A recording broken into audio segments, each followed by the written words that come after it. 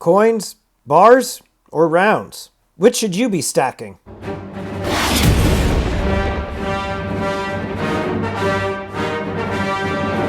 Greetings, Bucketheads. How you doing? I'm the Stacking Stormtrooper. If you're new to the channel, I'm a guy in a bucket talking about precious metals. So make sure you hit the subscribe button, get the bell notification clicked. That way you get updated with any new content. So I was actually going through my silver because I was actually taking an inventory of what I had, and I was thinking about doing the full stack video of my silver collection. And I remembered back when I had started stacking precious metals a few years back that I had a difficult time deciding whether or not I should be buying rounds or coins or bars. So it got me to thinking that I should be doing a video on this topic. So why don't we just dive right in? When it comes to my stack, believe it or not, this is all I have for bars. That's it. I've got this 10-ounce bar here, which is the Horseman of the Apocalypse bar, which is, flipping awesome. And then, let's check out the other side. I'm sure you guys want to see that. Then I just have this generic 10-ounce bar, Scottsdale Silver. I don't remember where I picked it up, but this is just a 10-ounce silver bar. Nothing too special about it. This, even though, it's in my possession, I did pay for it, but this is primarily for auction. So I don't even really consider that as a part of my stack. So this is all I have for bars. Now, when it comes to coins and rounds, what do I have more of? I have basically the majority of my stack.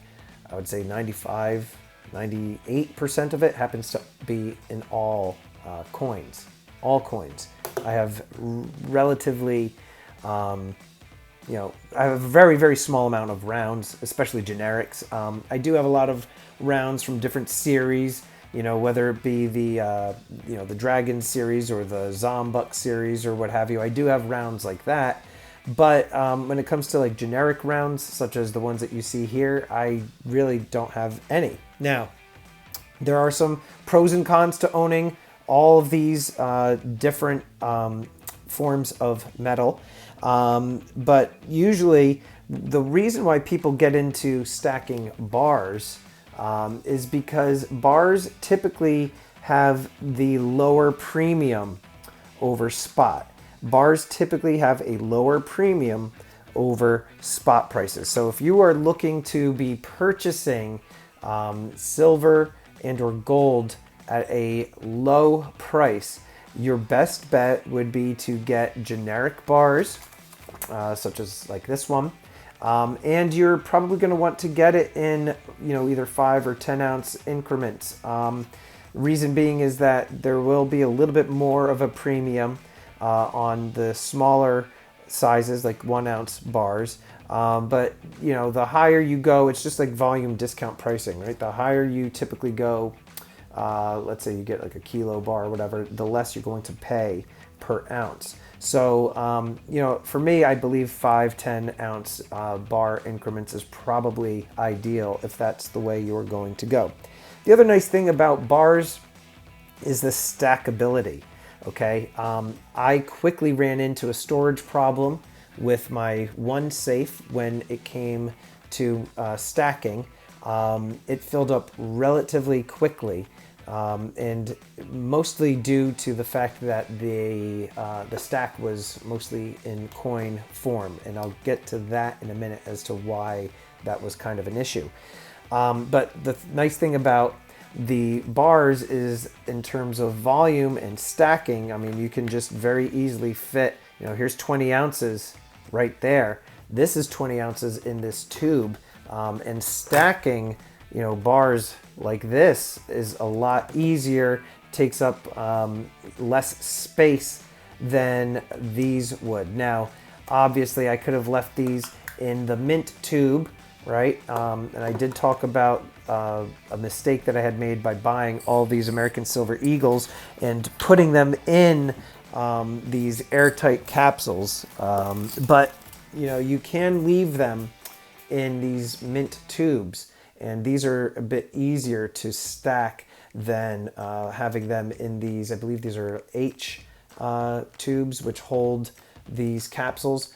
It's easier to stack them like this. And I actually, once I realized the mistake I had made by putting all these in capsules, I ended up just getting American Silver Eagles and leaving them in these containers. It's a lot easier. But again, these are easier for stacking, okay? Stackability. So the bars, they're good for stackability, and they are good because of the low premiums. The one thing though about coins is that you are dealing with like higher brand recognition, okay? Usually coins carry a little bit more of a premium. As you guys know, the American Silver Eagle is arguably the most renowned coin in the world. It's the most recognizable coin. And because of that, there is a little bit more of a premium on these than if you were to be buying generic rounds. You do get a little bit of that premium back when you sell. It depends on who you are selling to. You'd probably get more if you were selling it to another collector or another person, as opposed to selling it to a business. If you went to a store to sell these to like a local coin shop or what have you, they're going to offer you a lot less because they do have to make their money back. Same thing goes with you know, the online bullion dealers. If you go to sell your items to them, they're going to offer you a buyback price, and it's going to be you know, probably a bit lower than you would get from a private seller, or if you were selling it to somebody privately. So keep that in mind. But the coins, you know, while they can be faked, I mean, all these things can be fake. People say, oh, there could be counterfeit, there's going to be more counterfeit coins. There's going to be more counterfeit bars. No, I mean, guys, wherever there is money, there are going to be counterfeits, okay? If somebody in the community wants to find information and post it down below that, you know, coins are counterfeited more, or bars or rounds, have at it. Put the information down below. But, you know, in terms of like counterfeiting, what some governments are doing, they are putting some technology into their coins. I believe the Maple Leaf has some counterfeiting technology with their coins. I know that South Korea as well. And, you know, now they're starting to produce those rounds that you guys have seen some videos on, where you actually have a, you know, a microchip in the actual round itself, and then you can verify it on your smart device, which is kind of cool.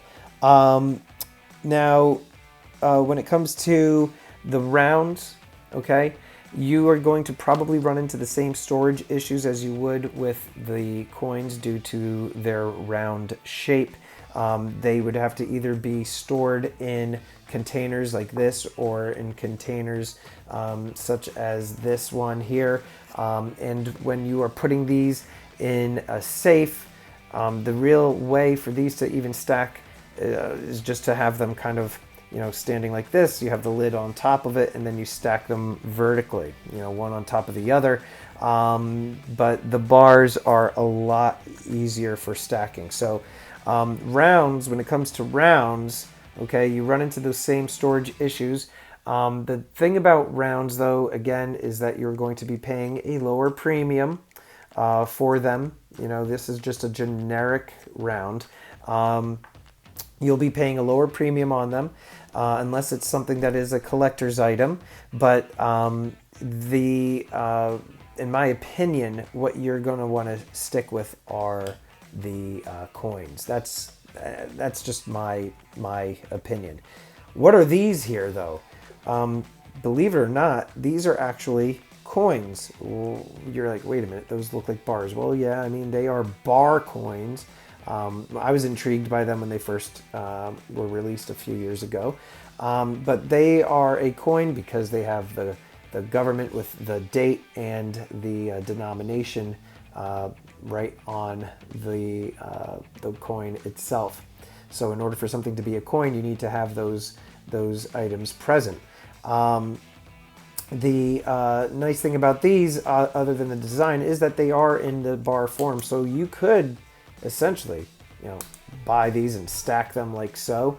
But because these are kind of, different and unique, and they have these beautiful designs, there's a higher premium on these. So depending on what you are looking to do, if you're looking to stack for weight and for the least amount of money possible, I'm telling you to go with the bars. You want to try to go 5 or 10 ounces. And I think that they will fit relatively nicely in wherever you are happening to store them. But when it comes to my personal strategy in stacking, I like the coins. That's kind of what I stick with. Yeah, there's a little bit of a higher premium on them. And yeah, they are a pain in the rear end to stack and to store. But I just think that the coins are the better investment. So I hope that kind of gives you guys a little bit of an idea as to which you should do, whether it be coins, bars, or rounds. They all have their purpose in your overall stacking strategy. But I hope this kind of gives you some pros and cons of each. So just a quick thank you to these elite channel supporters, and if you haven't become a channel member, please check out the awesome perks and join today. With that, everybody, I'm the Stacking Stormtrooper. If you liked this video, check out this video. This video is also awesome. Remember to like, share, and subscribe, and long live the Empire.